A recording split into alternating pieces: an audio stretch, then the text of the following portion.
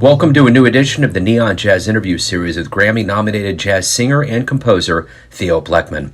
We caught up with him in mid-April 2020 to discuss the new coronavirus lockdown world and his history in music. His diverse recorded work includes albums of Las Vegas standards and popular bar songs, and a lot more in between. He's got some great stories and background in music. Enjoy. I've been really wanting to reach out and just have some time to talk to jazz musicians about projects, what's going on, just kind of in general. So thank you for taking a minute out for Neon Jazz today. I appreciate it. Very happy to do it, and thanks for including me.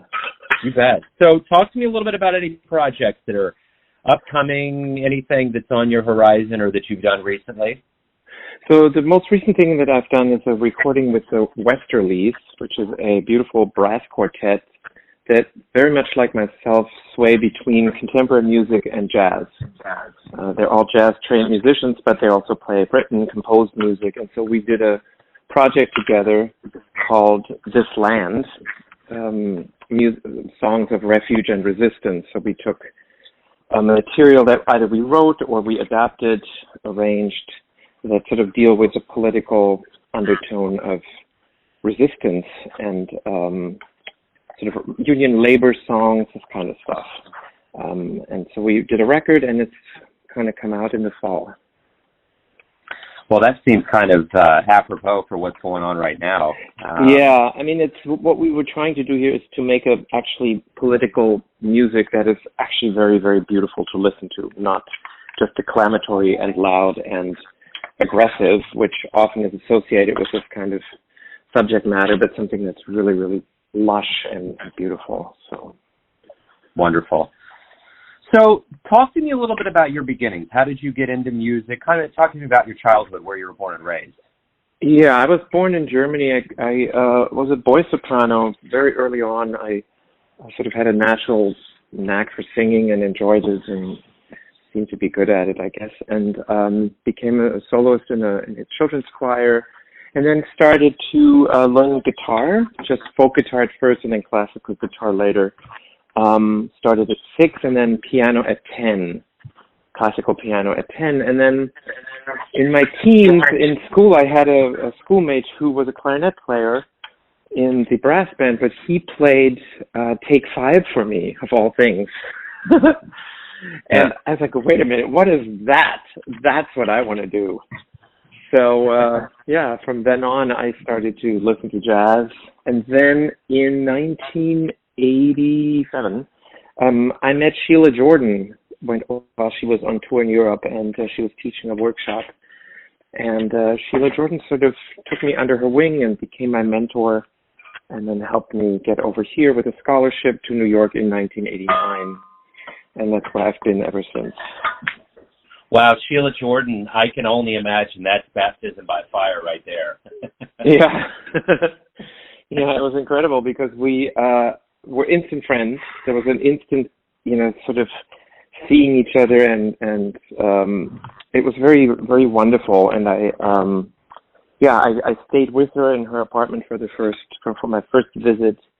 And then she also helped me get a scholarship at Manhattan School of Music, to get over here and to, be able to afford it all. Is it safe to say that music was always your destiny? Is that what you were aiming for? My actual desire was to become a visual artist, and I had started studying and learning how to paint and draw, and studied all the, things that go along with that. But at some point, I think it was around the age of 18, while I was in my painting studio at home at my parents' house, I realized that my entire life would be solitude, and that I did not want to live a life in my studio drawing from myself all the time. And I had at that point started singing. I had started a band singing jazz standards with a couple of friends of mine from school, and it was just so much fun and joy to collaborate with each other and rehearse with each other and go on these little, trips to play a gig. It was just incredible. And so for me to stand in front of a blank canvas or in front of a block of concrete or whatever you're doing was just that was not in my future at that time. What was it like when you started like professionally performing in the beginning? Is the stage a second home? Were you nervous? How did all of that unfold for you?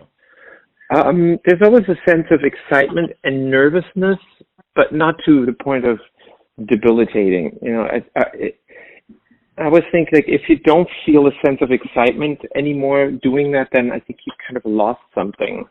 I find the idea of performing still very titulating, and it gives me a lot of energy, and it's an art form that's absolutely unique. And as we now see with the quarantines, you can't really replicate on screen. It's an energy that happens live in the space with people. It's an energy that, yes, of course you can do a broadcast of a live concert from your house, but it is not the same.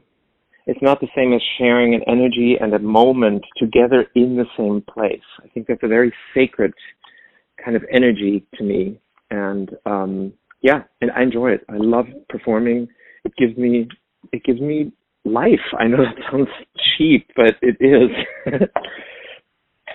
No, that's spot on. What do you like best about being a musician?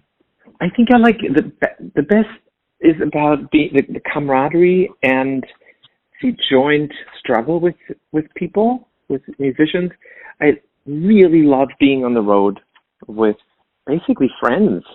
Most of the people that I work with a few exceptions here and there, you have people you don't get along with, but I get along with most people quite well that I perform with or that hire me or that I collaborate with.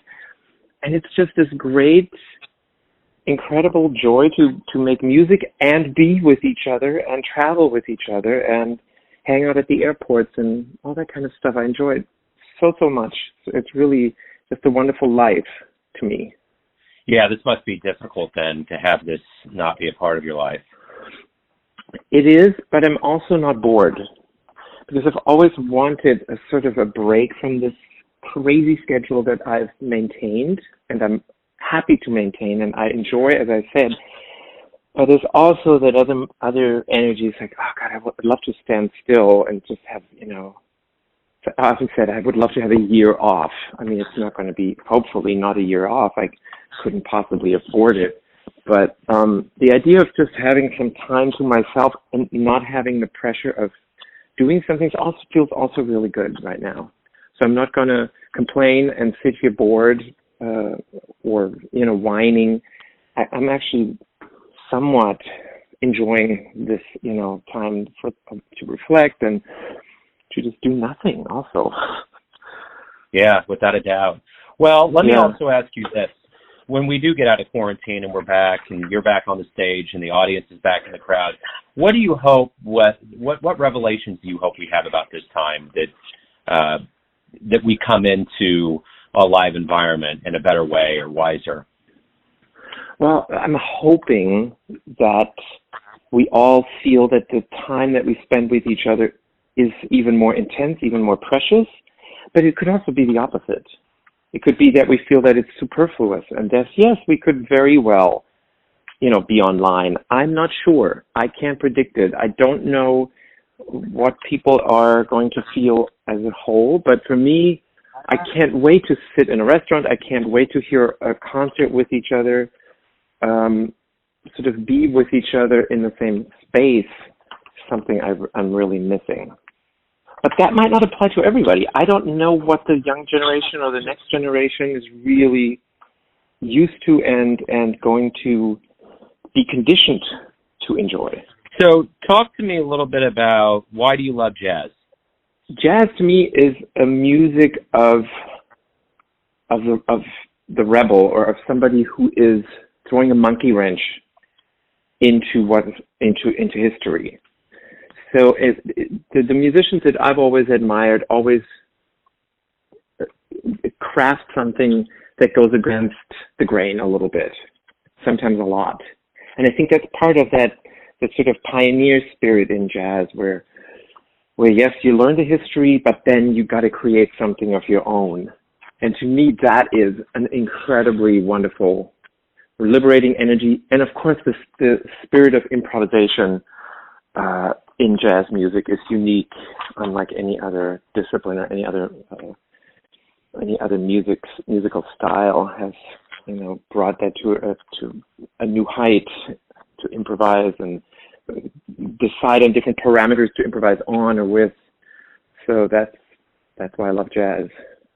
What was one of the first live jazz shows you ever saw that made you think, man, this is what I want to do?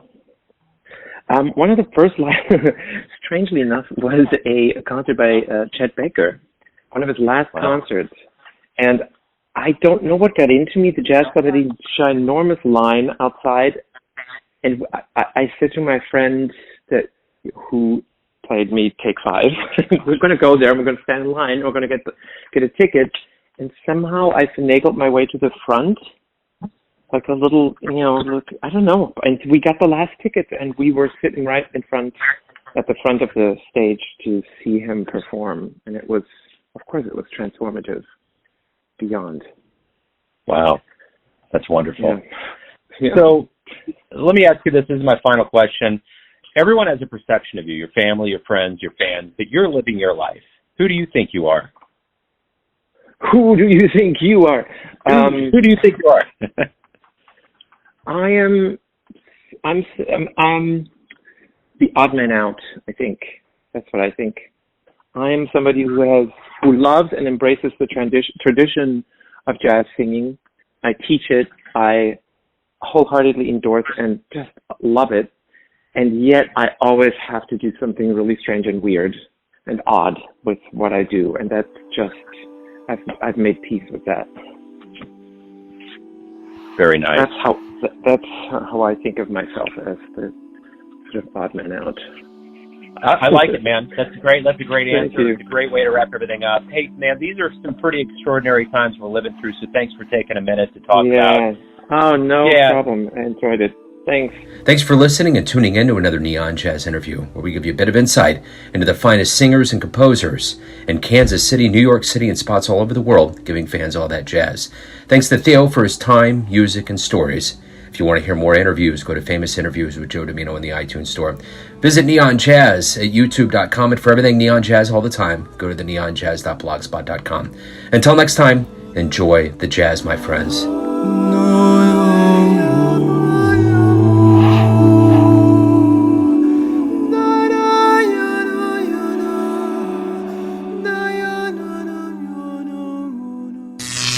Neon Jazz.